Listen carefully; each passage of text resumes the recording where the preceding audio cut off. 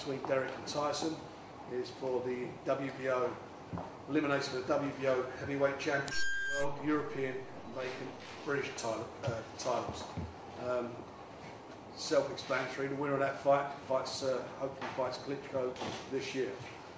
The undercard is a quality undercard. We've got the vacant middleweight championship in Europe, and we're hoping that will be a final eliminator as well for the WBO title between Billy Joe Saunders, who's undefeated, sits to my right, 19-0, the British and Commonwealth champion, against Emmanuel Blandamura from Rome, Italy, former EU champion, who's 22-0. So two undefeated fighters there. Again, a quality fight, and the winner of that will fight Quinlan hopefully sometime this year for the WBO world title. So everything to go for there for Bill, and we all know that Blandamura is not a bad fighter, so it's a tough fight for him, but one that I believe that he can win and take him on to the next stage of his career.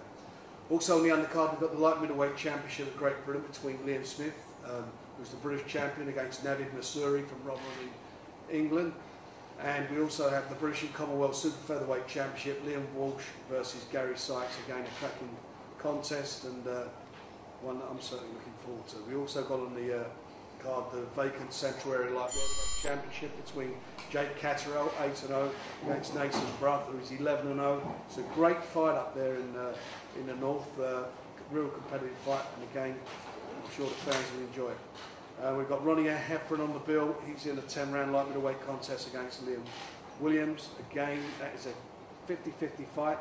And then on the card, we've got Chris Eubanks Jr. against opponent to be named, and Eddie Chambers, who's based himself here in England, and in another heavyweight title fight. Anyway, we've got Bill here. Bill's had a few problems with injuries of recent. It takes a while to get it back in the ring, but he's worked very hard now, and hand is all okay.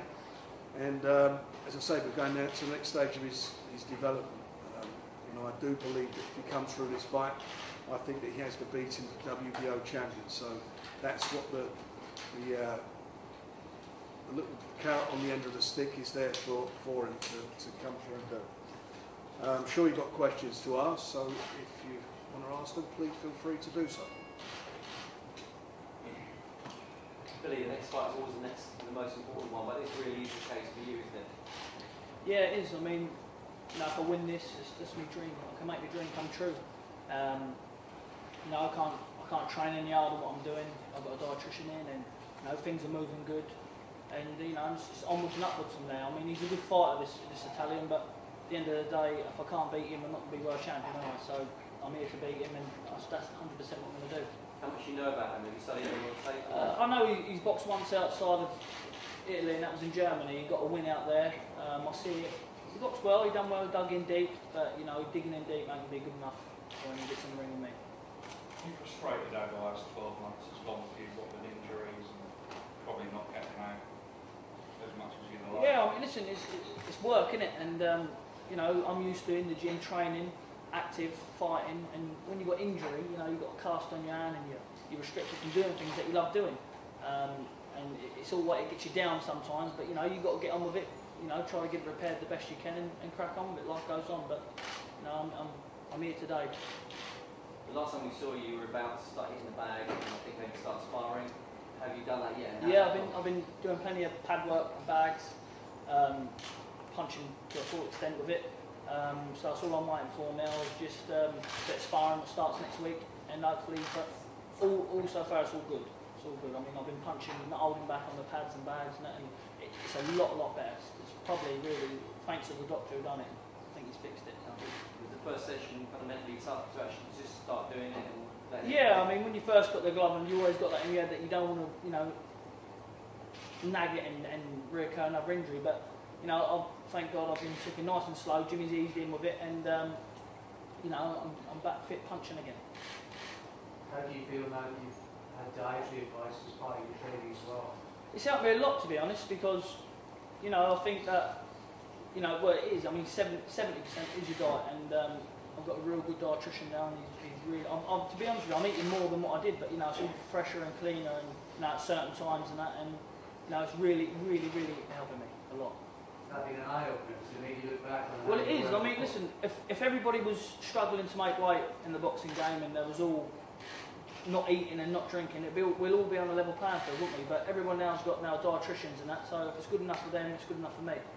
And I think you're going to see a lot different Billy Joe Saunders this year.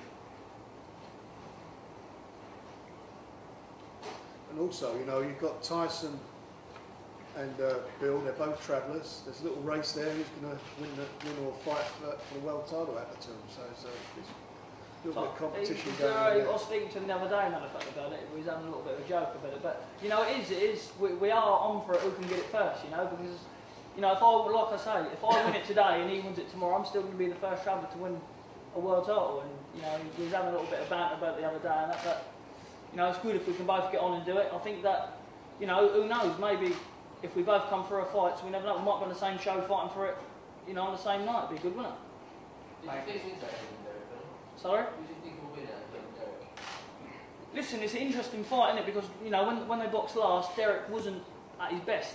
And he come in, what did he come in, 18 stone, I think, something like that. I mean, you know, that's not Derek. Now he's lost weight, he's more inside, he's explosive.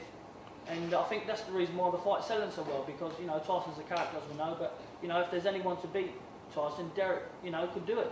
But you've got to go with the favourite, and I think Tyson's pretty good at his job. He's nice and, you know, he's big, he's got the reach advantage and that, so it's going to be an interesting fight, though, I know that. Tyson has to come in on his A game. What will it do to travellers boxing to actually have a world championship? It's not what it do to just only travellers, everybody. I mean, but you know, from our background, you get a lot of good fighters was, you know, just about on the brink of doing something good, and then, you know, they get married at 17 and 16, and they leave the game, and, you know, they go out to work, you know, and they go out to work, and, you know, they're abroad and they haven't got time to train. But, you know, thank God, you know, I've had my dad and I'm stuck with it, and, you know, I'm getting my rewards now. Do you think being from a traveller society makes it harder to be successful? No, I think, you know, whatever race or whatever you are, it's just, you know, we're all human beings, aren't we? You know, it all depends how hard you want to work. If you want to work hard and get it, you can get it. You know, we're all on the, like I say, we're all on the same playing field. Frank, I have to mention the E word. Where does Eubank fit into all of this, and how far down the line? Well, he's supposed to be here this morning, and they're here, or they're on their way, or we've just had a bit of trouble trying to get through to him just now, so I don't know what's going on. Where does he fit into it? He fits into, I suppose, you know, Bill's obviously well ahead of him as far as winning the British Commonwealth, and hopefully he wins this one. But down the road, that's a big fight. I know there's no love lost. What's that that you said the other day? Something you get flogged with chains or something? Yeah. Listen, he is what he is, isn't he? He's just, we're different. We're made of different stuff. He's just, I don't rate him personally. No disrespect. I don't ever run any fighters down because I know what it takes to get in the ring. But people compare him with me. He's a joke. Like walking about the ring and not moving from one spot. I'd smash him to pieces. Honestly, really would. Do you think it's slightly distasteful the way that he acts in the ring? Listen, it worked for his dad, and his dad trying to put the label on him. But his dad was a 10 times better fighter than him. You know, at 15 fights, he's still fighting bums out of a pub. I could walk to a pub, pull someone out, and, you know, give him a better fight than him. I really honestly could. But, you know, it is what if he wants to pad his record, and, you know, until he meets someone half decent and gets laid on the canvas out cold, it's down to himself, isn't it? Frank, given what we saw at Wembley and what can be generated between British fighters, and it's sitting on maybe the next great one. Yeah, I just think, you know, British boxing's on such a high. It was a fabulous night at Wembley. You know, it's great for British boxing. It's great for boxing beyond the back pages of newspapers. And all those guys like the Patrick Collins of this world who keep telling us that it's a dying sport. It's not. There's an audience out there. They want to see big fights. And, you know, that was a testament to that on Saturday. But there's, you know, we've had big crowds out for fights over the years, and they will come out for a big, you know, for the right type of contest. And what we're all trying to do is to put together meaningful matches that you know, that are, as far as the public are concerned, are 50-50 fights. Bill's fight is a 50-50 fight. You know, Tyson Fury, Derek Chisora is a 50-50 fight. And other ones on the card. And for that, you expect fans to turn out for them. So, yeah, it's great. I mean, I thought Saturday was great for the game. It wasn't the fight wasn't the same as the the last fight. It was nowhere near like the first fight, but explosive ending. But the fans were turned out for it, and that to me shows you that the fans want to see the sport. On BoxNation, do you have any say in how he moves along and coach? Well, I mean, it's his dad's obviously his dad's a very significant part of his career. And at the end of the day, he's had 15 fights now.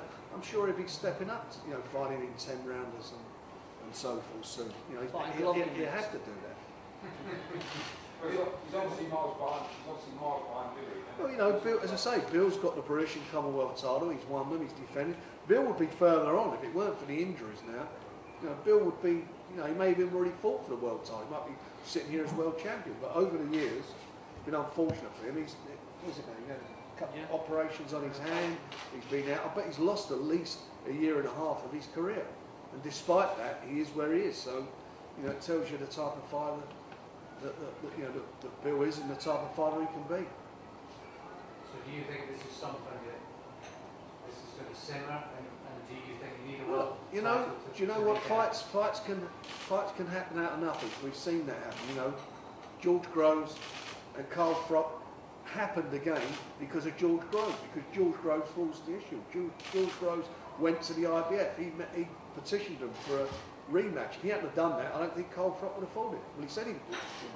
So anything can happen. That little spark causes a fight that suddenly captures the public imagination, and away you go. And I think that it's a natural fight. It is a natural fight. You hear what Bill said. I know that things have been said from the Eubanks camp.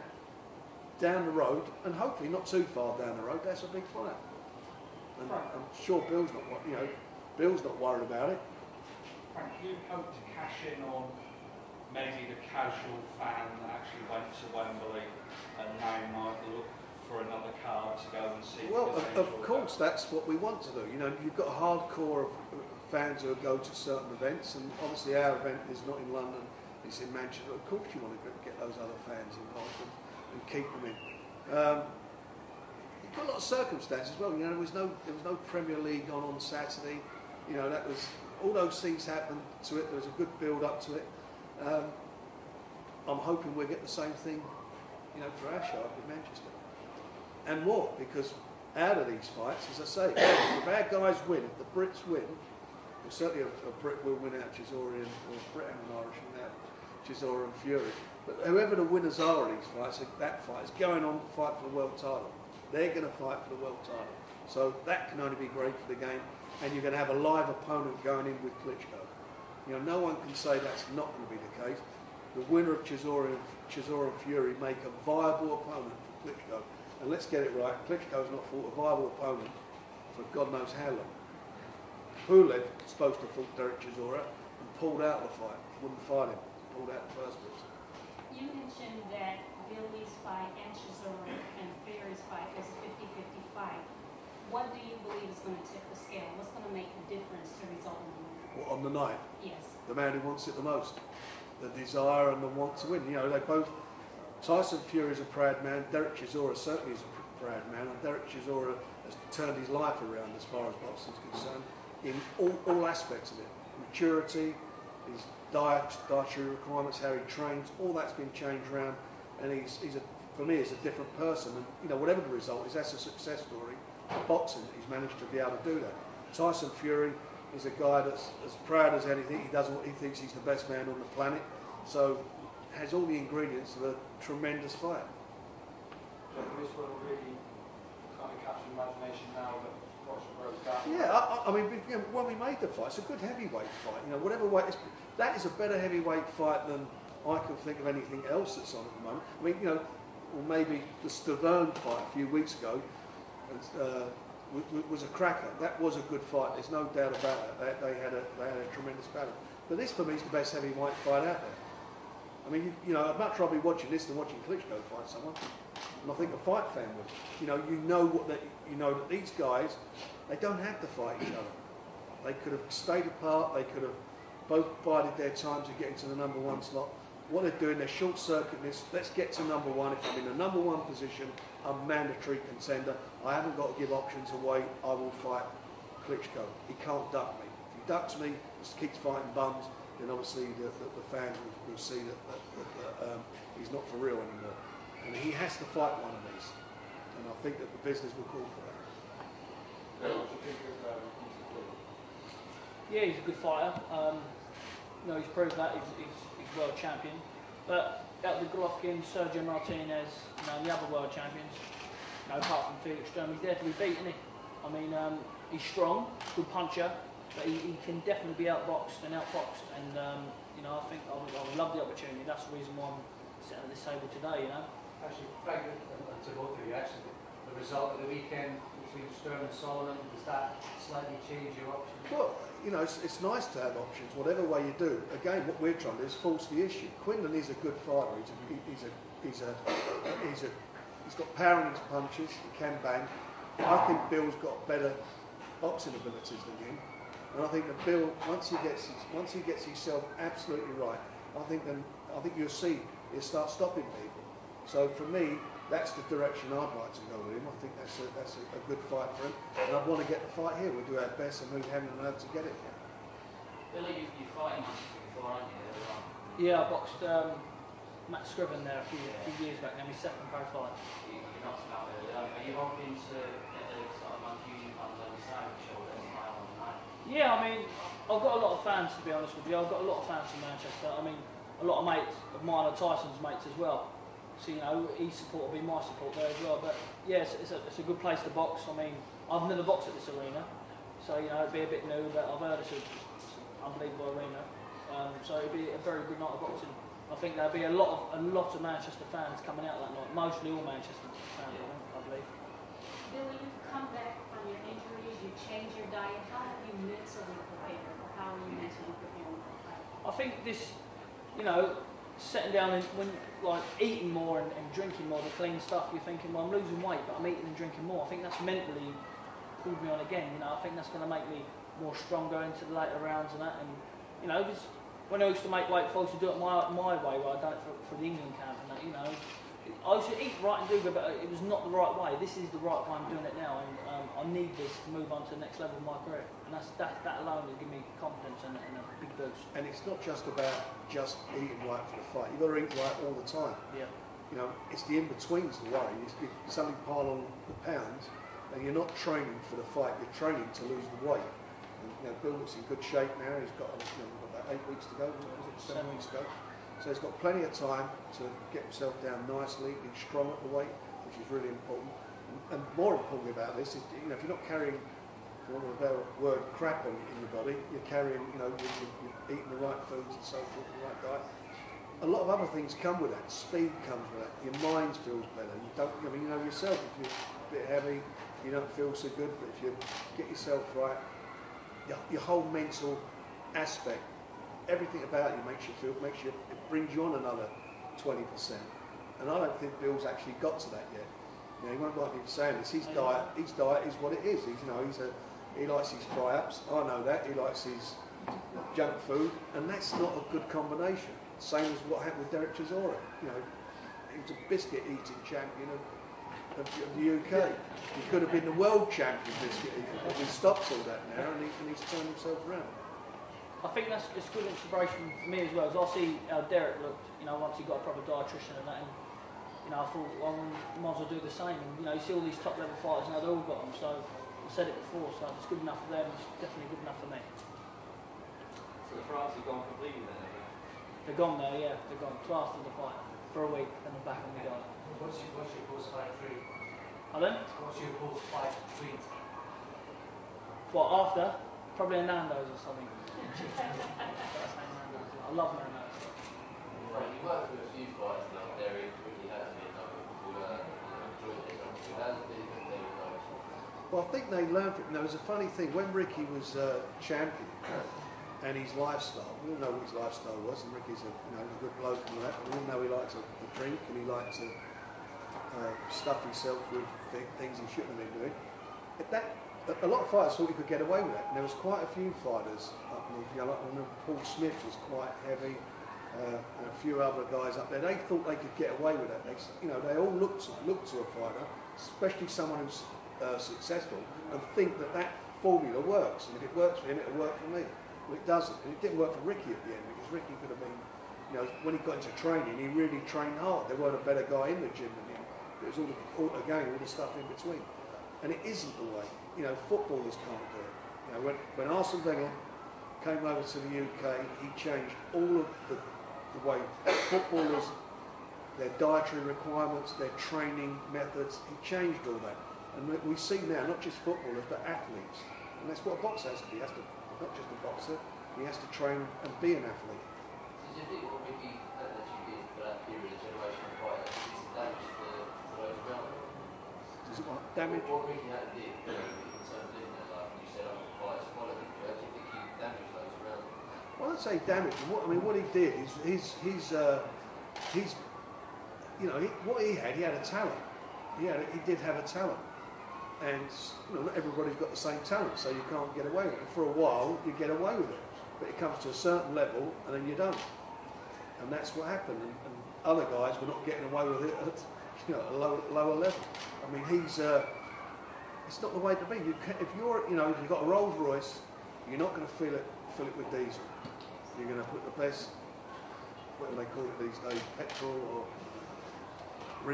green stuff, whatever it is you put in it, it's going to have the best fuel inside it, and that certainly is the same case as far as human beings concerned. When you hear back from the WBO about states? I'm quite sure that we'll be okay within the next couple of weeks. You know, we've made the application, we'll see what they say, but I'm quite confident Bill wins this year going to the #1 spot. I'm very confident that will happen. Are there any other questions? We all done? Lovely. Thanks very much. Thanks for coming in.